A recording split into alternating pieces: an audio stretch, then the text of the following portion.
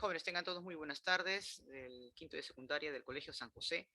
Hoy vamos a hacer una recapitulación sobre los primeros conflictos durante la Guerra Fría. Nosotros en la clase presencial habíamos mencionado lo siguiente, ¿no? Que las primeras desavenencias entre la Unión Soviética y Estados Unidos se dio principalmente por la situación de Alemania. Al final, esta se reparte en cuatro zonas, tres obviamente para las superpotencias. En este caso nos estamos refiriendo en el lado occidental, en, en lo que se refiere a lo que es la Estados Unidos, en la cual surge la República Federal Alemana, ¿correcto? Y en el lado oriental se da lo que es la República Democrática Alemana bajo el control de la Unión Soviética, ¿sí? A ver, voy a activar mi cámara un ratito por acá, ya está. Muy bien. Ahora, otro dato importante es que cada uno de esos países que va a controlar un determinado territorio de lo que fue Alemania va a tener, pues, en este caso, algunas características. Por ejemplo, mmm, Estados Unidos, a través del Plan Marshall, reactiva económicamente a la Alemania Occidental. Además, hay que recordar que para poder, digamos, desestabilizar la economía de Alemania Oriental, en especial Berlín, que estaba en manos de los soviéticos, bueno, la parte de Berlín Oriental introduce pues una serie de cambios, por ejemplo, una moneda, la moneda del marco alemán, ¿no? Es una serie de reformas alemanas para obviamente impedir el comercio en la zona este. Además hay una doctrina, ¿no? La doctrina Hellstein, que evitaba pues que la Alemania oriental tenga algún tipo de relación comercial con un país europeo o de cualquier otro lado. La idea era pues obviamente desestabilizar económicamente a este país para que la población pues pueda migrar, ¿no? Hacia Alemania Occidental. Rápidamente la Unión Soviética reacciona, ¿correcto? Y obviamente hace un bloqueo económico que claramente pues era justamente para contrarrestar la iniciativa norteamericana. Ahora, otro dato importante es que este bloqueo al final no tuvo éxito ya que los norteamericanos utilizaron un puente aéreo para seguir abasteciendo a Berlín Occidental. Eso Stalin obviamente no lo había planeado porque había hecho pues un bloque terrestre y fluvial, pero no se le había ocurrido pues este enorme despliego que va a hacer Estados Unidos con el apoyo de Inglaterra para poder hacer una serie de vuelos que de hecho pues van a significar este ayuda económica a esta parte de Alemania, ¿no? En este caso me refiero a Berlín Occidental. Muy bien. Rápidamente entonces vamos a ir viendo esta parte. Esto también ya lo hemos visto en clase, recuerden eso, en la cual pues está establecido, ¿no? Por ejemplo, en la que es República Federal Alemana, creada por los Estados Unidos en 1949, y ese mismo año la Unión Soviética pues, crea pues la República Democrática Alemana. Ahí están sus capitales respectivas. Y además un dato importante, chicos, ¿no? Automáticamente, ni bien se creó Alemania Federal, la República Federal Alemana pasó a ser miembro de la OTAN. Por lo tanto, la Unión Soviética hace lo mismo con la Alemania democrática, ¿no? Bien. Por ahí me dicen, profesor, ¿y por qué le llaman democrática y federativa? Bueno, el modelo que va a seguir Alemania Occidental va a ser pues una federación, porque recuerden que estaban en tres zonas ocupadas por Inglaterra, Francia y los Estados Unidos, y se le llama República Democrática Alemana por el lado soviético porque va a estar inspirada pues en el modelo de las democracias populares. Básicamente por ese lado se van a llamar así.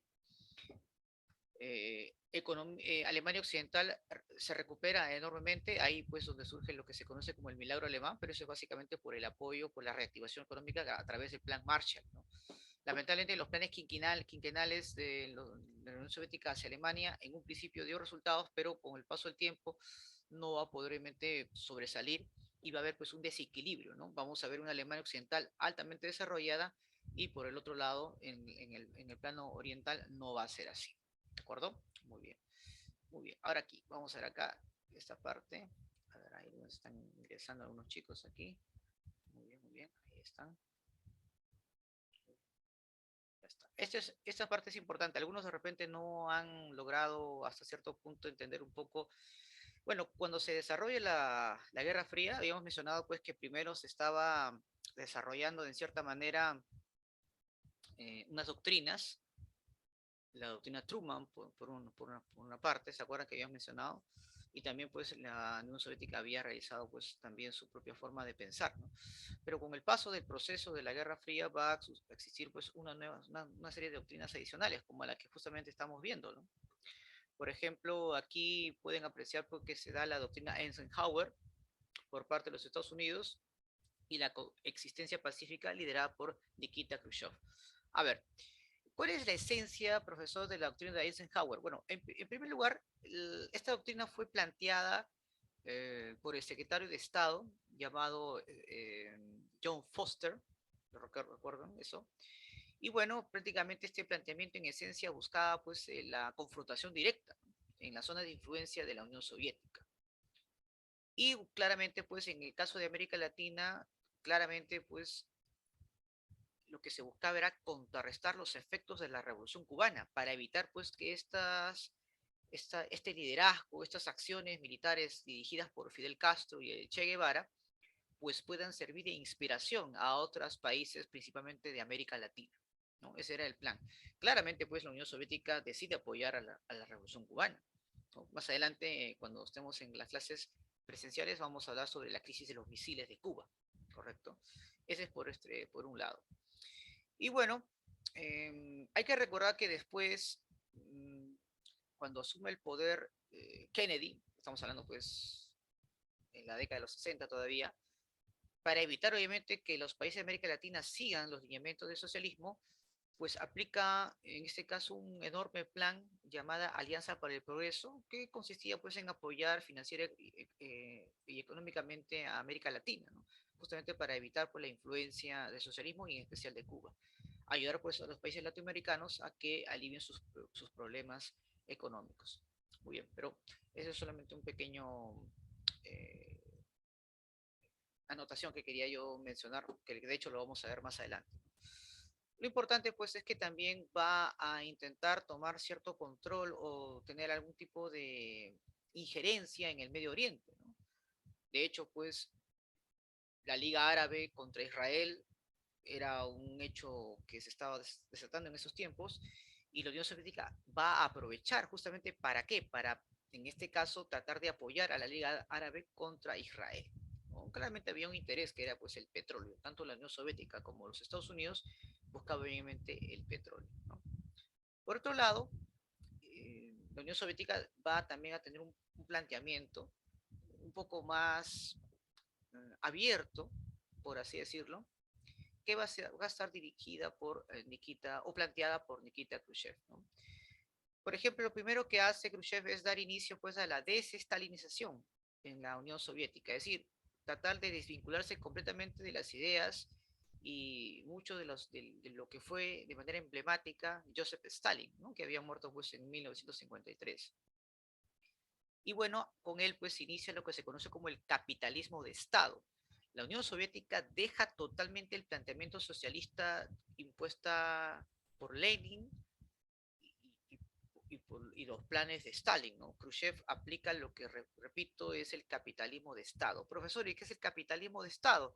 Bueno, les había mencionado en su oportunidad pues que el capitalismo de Estado es cuando se toma pues los medios de producción pues son monopolizados por la burocracia del Partido Comunista, ¿no? De la Unión Soviética, ¿no? Aquí prácticamente pues el trabajador pues se convierte pues en un mero vendedor de su fuerza de trabajo. Y bueno, pues aquí los miembros del Partido Comunista de hecho pues se distancian completamente pues de las bases obreras, ¿no? De las bases de los trabajadores y más bien plantea, como mencioné, una coexistencia pacífica. Profesor, ¿qué es una coexistencia pacífica? Bueno, aquí básicamente pues propone evitar un conflicto directo, ¿no? Entre Estados Unidos y la Unión Soviética, en la cual busca pues que cada uno respete sus áreas de influencia. Pero en la práctica eso no va a ocurrir, ¿verdad? Porque hemos visto pues una serie de situaciones complicadas que claramente pues eso llevó pues a un conflicto pues mucho mayor, ¿no? Pero en todos los casos que hemos visto, pues todos los acontecimientos que se han dado, chicos, ha sido sin duda, pues, como parte de un enfrentamiento indirecto, que de hecho hubo una serie de conflictos importantes que lo vamos a estudiar, por ejemplo, ahora, ¿no? Que es la guerra de Corea, la guerra de Vietnam, más adelante. Pero no hubo pues un enfrentamiento así directo, sin lugar a duda, entre los Estados Unidos y la Unión Soviética. Aparte porque obviamente ellos eran conscientes de que si eso existía, era muy probable pues que puedan usar bombas atómicas y eso sería pues algo desastroso para ambos países. ¿Correcto? Muy bien. Terminamos esta parte, chicos, rápidamente, para no abrumarnos más en esta parte. A ver, disculpen, ahí está, ¿no? Ahí está. Vamos a ver rápidamente la guerra de Corea. ¿Ya, chicos? A ver, bueno, acá. Esta guerra, jóvenes, se dio pues entre 1950 y 1953, pero de hecho pues vamos a hablar un poco sobre sus antecedentes. A ver, hay que recordar que Corea pues era un protectorado de Japón, que durante o después de la Segunda Guerra Mundial, tanto la Unión Soviética como Estados Unidos se apoderan de ella y dividen a Corea en dos zonas, ¿no? Justamente esa división va a ser durante el paralelo 38. Ambas superpotencias abandonan, ¿de acuerdo? Abandonan el territorio, dejando de lado pues dos Coreas, ¿no? Una Corea obviamente del norte, de hecho de gobierno socialista, dictatorial, y por otro lado en Corea del Sur se deja una dictadura bajo el control obviamente norteamericano, ¿correcto? Muy bien. Corea del Norte o la población en general de Corea y sus líderes deciden pues de que esta división no debería por qué darse porque era de manera artificial e impositiva y deciden obviamente la unificación. Corea del Norte es el que da, digamos, el inicio para este proceso, irrumpen, atacan Corea del Sur, cuyo principal objetivo era tomar Seúl, que era la capital, y ante esa situación Estados Unidos reacciona, ¿no? Sus bases militares que estaban en Japón toman iniciativa y sin duda pues inician obviamente este ataque, ¿no? Este ataque. Entonces ahí estamos viendo un poco los orígenes de esta guerra. Profesor, ¿cuáles fueron las causas entonces? Bueno, tres cosas importantes, ¿no? De hecho, la primera razón fue las causas económicas, donde claramente pues Corea del Norte, con muy ricos recursos, principalmente en carbón, tenía obviamente la capacidad, incluso con el apoyo de China, para poder hacer frente a Corea del Sur y poder anexarla, ¿no? Y esto es obviamente de tomar en cuenta, ¿no? Corea del Sur, por su parte, también había empezado pues, a desarrollar una economía interesante gracias al apoyo y el respaldo económico de los Estados Unidos principalmente.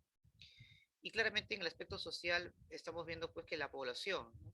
Cuestionaba pues esta división territorial porque lo consideran pues algo que no debería darse, en especial por parte de la población de Corea del Norte, ¿no? Pero hay también un interés por parte de los gobiernos de esa, ¿no? De esos gobiernos militares del Norcorea de también tomar el control pues, de toda Corea, ¿no? En este caso de Corea del Sur específicamente. En el aspecto político, sabemos pues que Corea del Norte pues buscaba pues unificar este territorio en un solo estado de hecho bajo la consigna socialista, ¿no? Y que claramente iba a ser respaldado por la Unión Soviética y China. Eso Estados Unidos obviamente lo va a impedir a toda costa, ¿no? Y como tú puedes ver, ahí van a existir dos bandos, uno obviamente Corea del Norte apoyado eh, con, con la logística de la Unión Soviética. Este país va constantemente a albergar provisiones, armas, va a proveer de municiones y armas al ejército de Corea del Norte. En el caso de China, no solamente va a apoyar, es decir, dando armamento, sino también colocando sus ejércitos, ¿correcto? Ahora les voy a indicar por qué China tuvo un importante interés en esta guerra. Y por el otro lado, en el caso de Corea del Sur, va a estar pues apoyado específicamente por los Estados Unidos y la ONU, ¿correcto? Y la ONU. Ahí la OTAN todavía pues está en plena formación, ¿no? Y también obviamente va a tener algún tipo de participación en esta guerra, ¿correcto? Muy chicos, vamos a ver rápidamente entonces en qué consiste este conflicto. Vamos a ver acá, ¿ya? Ya está. A ver acá, vamos a ver. Ahí está ingresando también por acá recién. Muy bien, vamos a ver, perfecto. A ver, entonces sabemos pues que la guerra de Corea es un enfrentamiento en la cual van a tener pues apoyo de estas potencias, me refiero pues a Estados Unidos y la Unión Soviética respectivamente, tanto en Corea del Sur como en Corea del Norte.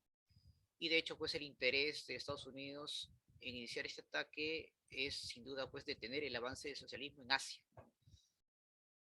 Bueno, ahora, mmm, otro aspecto importante que hay que tomar en cuenta es que los Estados Unidos inician un ataque inicial efectivo e incluso logran no solamente expulsar a las tropas coreanas eh, lideradas, bueno, en este caso las de Corea del Norte, logra obviamente, repito, no solamente detener este avance, sino que los empuja. Son prácticamente las tropas norteamericanas van a avanzar incluso hasta la frontera de China, ¿no? En Manchuria. Ahí es donde China pues reacciona rápidamente y decididamente no solamente en apoyar armamentísticamente a Corea del Norte, sino también a intervenir militarmente. A partir de ahí es donde las fuerzas empiezan a ser equitativas. E incluso el general MacArthur había tomado la iniciativa de utilizar bombas nucleares en las principales ciudades de China. Claramente eso Truman lo descartó y fue depuesto, ¿no? Del mando, ¿no? Por esa iniciativa que él había dado. Entonces ahí te das cuenta que hubo pues una intervención militar importante, fue sin duda muy, por así decirlo, complicada entre ambos países. Al fin de tantos conflictos que duró pues todos esos años, llegaron pues a un acuerdo. Estas negociaciones de paz aquí pues de hecho las inicia tanto la ONU como China, que había sido afectada tremendamente por la injerencia obviamente norteamericana o de las tropas norteamericanas en territorio coreano muy cerca pues a la frontera de China. Bueno, se fijó pues una línea divisoria en el paralelo 38, ¿no? Y se da pues acuerdos, una especie de tratado de límites territoriales llamado Panmunjom, que justamente fija pues esa demarcación en el paralelo 38 y la cual pues divide de manera permanente a ambos países, ¿no? Una Corea del Norte de gobierno socialista dictatorial y una Corea del Sur en un inicio pues de una dictadura eh, que de hecho fue un gobierno controlado por los Estados Unidos, ¿correcto? Muy bien. Y bueno, a partir de ahí pues Corea del Sur empieza también un desarrollo económico importante, justamente para poder tener una hegemonía importante una hegemonía trascendental en esta determinada área, que hasta cierto punto va a llegar a competir con Japón. Recuerden que el anhelo de Corea del Sur es obviamente llegar a ser un país tecnológico de alto nivel como lo es Japón, ¿no? Curiosamente, ambos países surgieron económicamente, tecnológicamente, gracias al apoyo norteamericano, ¿no? Recuerden el plan Dodge, que era reconstruir Japón luego de la Segunda Guerra Mundial. Bueno, en el caso de Corea también va a ser así, ¿no? Corea del Sur va a recibir mucho apoyo económico y hoy por hoy, pues, Corea es considerado pues, uno de los países prósperos, ¿no? Industrialmente, que sin duda tiene mucha presencia hoy en día en el mundo, ¿no? Sobre todo en el parque automotor y otras actividades. En el caso de Corea del Norte va a ocurrir todo lo contrario, ¿no? Corea ahorita depende exclusivamente de carbón, ¿no? El país que más le compra a Corea del Norte es China, ¿no? China constantemente le compra carbón. Ahora, ¿por qué le conviene a China mantener a Corea del Norte? Claro, lo utiliza obviamente como un respaldo importante para evitar pues que Corea del Sur pueda anexarla y sea pues sin duda una frontera peligrosa, ¿no? Para los intereses de China. Por eso es el interés de China de mantener sus gobiernos autocráticos, ¿no? Donde utiliza pues la represión, donde se da constantemente pues los asesinatos políticos, tortura a opositores, y no es porque sea un buen gobierno, ¿no? Sino que es un gobierno necesario, ya que para los intereses de China, ¿no? Si este gobierno, por ejemplo, tiene la osadía pues de hacer una serie de acciones contra China o un acercamiento hacia Occidente, tengo por seguro pues que este gobierno hubiera sido derrocado rápidamente. Pero Corea del Norte, repito, vive mucho de lo que le vende a China, ¿no? Y China, repito, lo mantiene, ¿no? Lo mantiene. Y bueno, del Norte pues gasta mucho dinero pues en sus armas balísticas. Recuerden que ya tiene armas nucleares, armas nucleares que incluso traspasan continentes. Y es como una manera, pues, repito, de reprimir, ¿no? Reprimir cualquier tipo de intervención que pueda haber en ese país. China claramente, pues, no va a soltar, ¿no?, a Corea del Norte tan fácil, ¿no? De hecho, es una zona estratégica para ellos de defensa. Y lo mismo está pasando con Taiwán, ¿no? Taiwán, recuerden que no está en manos de China, está en manos de Estados Unidos, y es muy posible, pues, que en los próximos años también puedan haber, pues, un tipo de conflictos, ¿no?, basados obviamente en este tipo de situaciones, porque Taiwán, pues, es un país muy cerca a China, ¿no?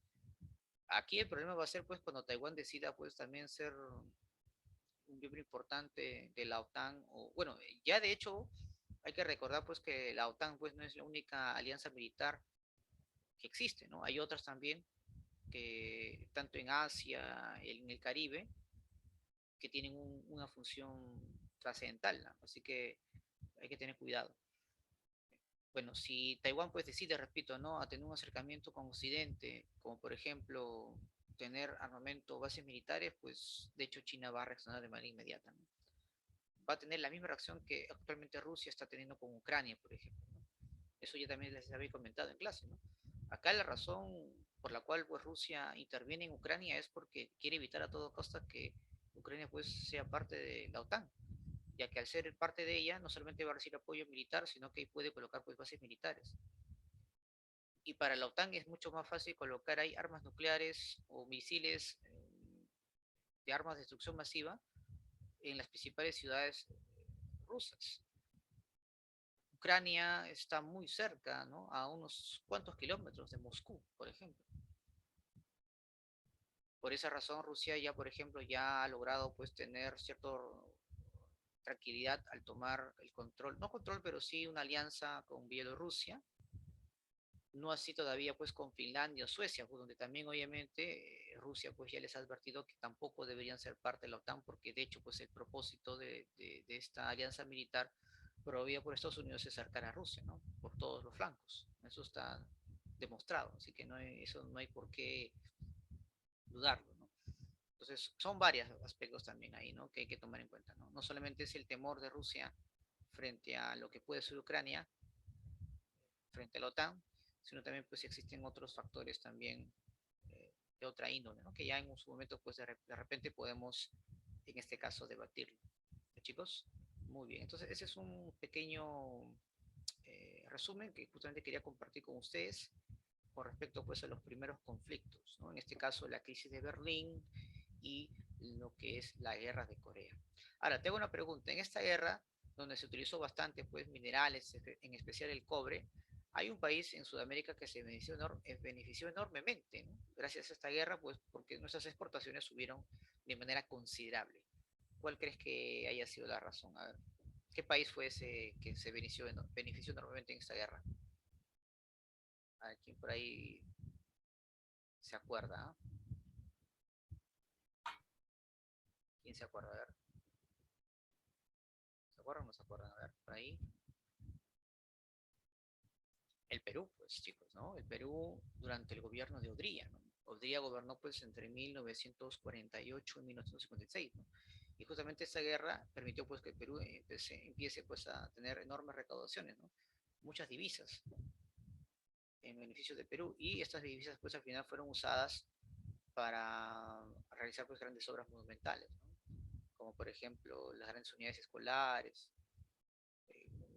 cambios importantes en la infraestructura de Lima, etcétera, ¿no? Muy bien. Por ahí también había quedado pendiente, profesor, ¿qué otras alianzas militares, por ejemplo, aparte de la OTAN, existen? Bueno, está, pues, la SEATO, ¿no?, que es una alianza militar en todo lo que es la parte sudeste asiática. Tenemos el ANZUS, ¿no?, que es una coalición dirigida por Estados Unidos y muchos países de Oceanía, como Nueva Zelanda y Australia, por ejemplo. Tenemos el CENTO, o también llamado el Pacto de Bagdad, ¿no?, de hecho, pues, que este involucra a unos países del Medio Oriente.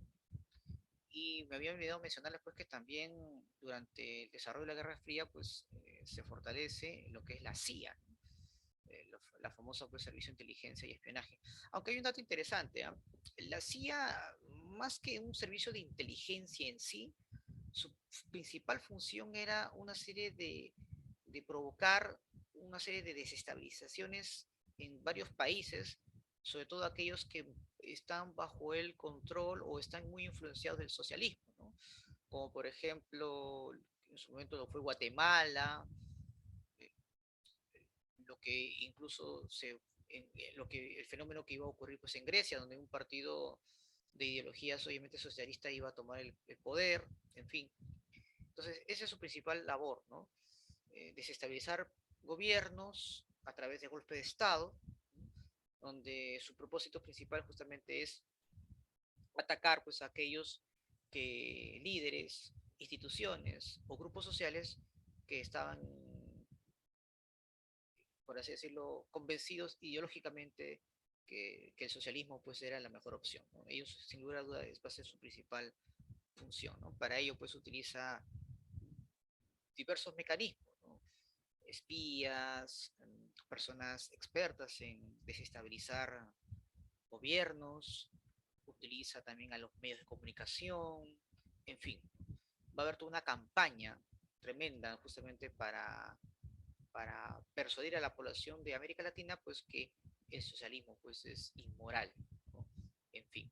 Entonces ahí utiliza, pues repito, un medio de comunicación, utiliza también a muchos intelectuales, a, a personas líderes, por así decirlo, de opinión, etcétera, ¿no?